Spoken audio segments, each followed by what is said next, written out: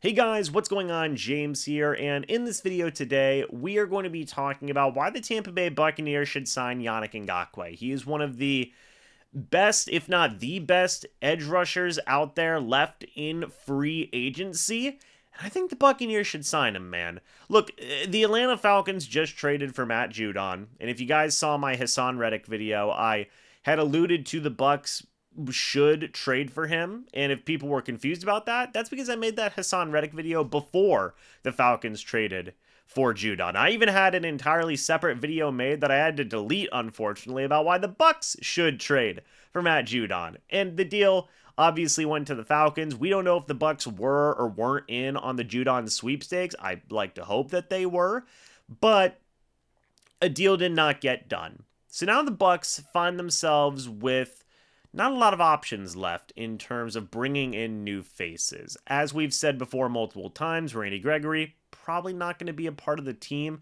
They're still missing a veteran element to their pass rush group. Now, and if preseason is any indication, they could use a veteran pass rusher still. I've been saying it. Many other people have been saying it as well. Now, their options are they could stay with their current guys, Yaya Diaby, Jotron Shawinka, Chris Braswell, Anthony Nelson, those guys being your top four. They could look to add somebody after preseason in the waiver wires, or, in my opinion, they could look to add Yannick Ngakoue. Now, I am going to reference what my colleague, Mr. Evan Wanch of the Cannon Fire podcast says. Well, there's a reason that he's available in mid-August. It's because he's not that good. And, look, a lot of people have been feeling that based on Yannick Ngakoue's 2023 year, where he did have only 4 sacks playing and starting in 13 games. But let's kind of dive a little bit deeper into that, because whenever you look at what Ngakoue has done throughout the entirety of his career, he is only 29 years old, by the way, will be 29 years old throughout most of this season. It is entirely possible that this past season was an outlier for him. And he's played for multiple teams. He played for Jacksonville for 4 years. He has played for Minnesota, then Baltimore, then the Las Vegas Rams, then the Indianapolis Colts, and then finally the Chicago Bears. Besides last season, Ngakoue has never had a season where he has had less than 8 sacks in his career. He has had 8 sacks in his career 3 times, twice with the Jacksonville Jags, once in a season where he played both for the Minnesota Vikings and the Baltimore Ravens. He had 9.5 sacks 2 years, once with the Jags in 2018, once with the Colts in 2022. He had 10 sacks with the Las Vegas Raiders in 2021. He had 12 sacks with Jacksonville in 2017. He made the Pro Bowl that year, by the way. I still think Yannick Ngakoue is a good pass rusher. Why is he out there? Well, it's possible he hasn't been getting a deal that he has been wanting. There's still a few free agents out there where you can make that type of distinction, that type of argument. And look, there are people who are going to say that, like, look, he may be washed. And that very well may be the case. But I think that it is 100% worth giving this guy a shot. Shout out Maryland Tarpons, by the way.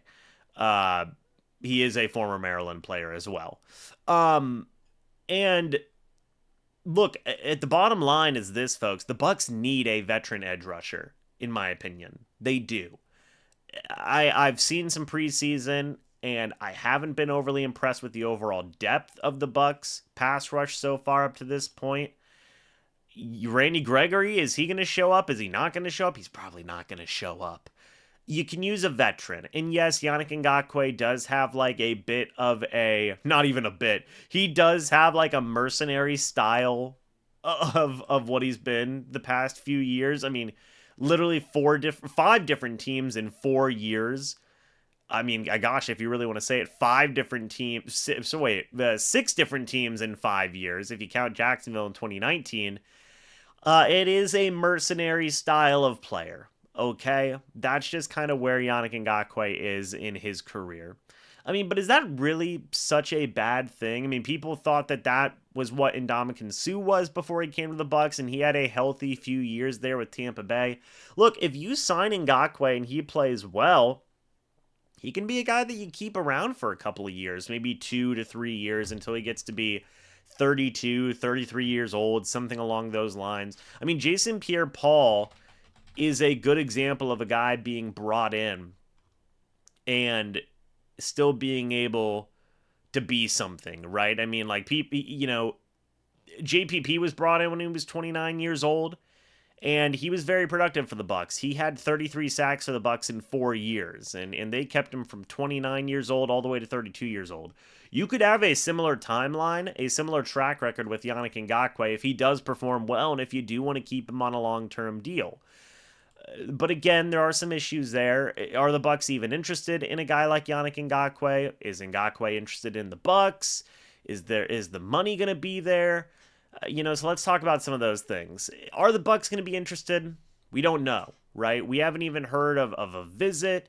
Really, Ngakoue has visited with the Dolphins. He's visited with the Panthers, and there's a little bit of rumors he could go back to the Bears. But that's it so far. Like, he hasn't had a visit with the Bucs. The Bucs haven't brought in any veteran pass rushers for that matter, even after Randy Gregory, has been away from the team. Heck, hasn't even showed up. It's not even been away. He just never showed up. Even after the Yaya Diaby high ankle sprain, even after all of those things, we still haven't seen the Bucs bring in anybody for a workout, for a visit, whatever it may be. So that's one thing to say, well, maybe the Buccaneers aren't interested. In the case of Yaya Diaby, in the case of Yannick Ngakoue being interested, I would assume so, because if Ngakoue is signed, you would like to think that he would be in contention for starting reps. But if there is any type of indication where, heck, maybe the Bucs made a phone call to Ngakoue's agent and said, like, yeah, we kind of view him more as this right now, maybe that would shut down any type of interest. We just don't know enough information right now to see whether or not one or both of those parties would be interested in the other, regardless of whether or not I feel like the Bucs should be interested in Yannick Ngakoue. In the case of money, it's not an issue. Right now, the Bucs have $22 million in cap space. As I've said before, you have a situation where Tristan Wirfs' cap space has been lowered to $6.6 million. The Bucs have $22 million in cap space right now. Last year, Ngakoue signed a $10.5 million deal with the Chicago Bears. Yeah, you could afford that if you're the Bucs. One thing I do want to note, by the way, Ngakoue has been like a forced fumble merchant throughout his career. He has forced 21 forced fumbles throughout his career. That's honestly pretty crazy. Pretty crazy in my opinion. But, and also look, I still think he's good. I do. I really do, man. He still had an average value of 6 last year, according to Pro Football Reference. That's on par with how he had been in previous years. Anyway, point being is that they can also afford Yannick Ngakoue as well. Like, and look, he's not going to cost $10.5 million. He's coming off of a down year. Maybe you give him $7 million. Maybe you give him $8 million. Maybe you give him like a Shaq Barrett back in the day, $6 million prove-it deal, whatever it may be. Point being is that I don't think he would cost a ton, and I think it's worth the flyer, man. I think it's worth the possible signing here. Look, the Cowboys just signed Carl Lawson. He's off the board. Matt Judon was traded to the Falcons. He's off the board. The Bucs are running out of options. And look, I'm going to keep on pounding the table for this because I really do believe in having a veteran pass rusher that can start for you. Look, Ngakoue has started 115 games throughout his career. He's been a starter for at least half of a season, every single season of his career. This is a guy that can come in right away and be productive for you. I believe that. Whether or not people disagree or agree with me, that's up to interpretation. It's subjective. But I think everybody can agree that, yes, the Bucs need a veteran pass rusher. I do believe that. Maybe not everybody agrees. Maybe the Bucs don't agree. I don't know. But I feel like Ngakoue is really one of the last true top options that are out there to where you can say, man, this guy could start for the Bucs, and this would be a good thing to see. But I don't know, guys. Maybe you disagree. Maybe you feel like, whoa, no way, too much of a mercenary type of guy. Also, that 2023, I think he's washed. Maybe you disagree. I don't know. But he's really one of the last available options out there right now. So what do you guys think? Do you think the Bucs should sign Yannick Ngakoue? Do you think they shouldn't sign Yannick Ngakoue? Let me know your thoughts and opinions, guys. I would love to hear them. Thank you guys so much for watching this video. Hope you all enjoyed. And as always, guys, I'll see you all in the next video or the next live stream. But until then, and as always, guys, goodbye for now, and go Bucs.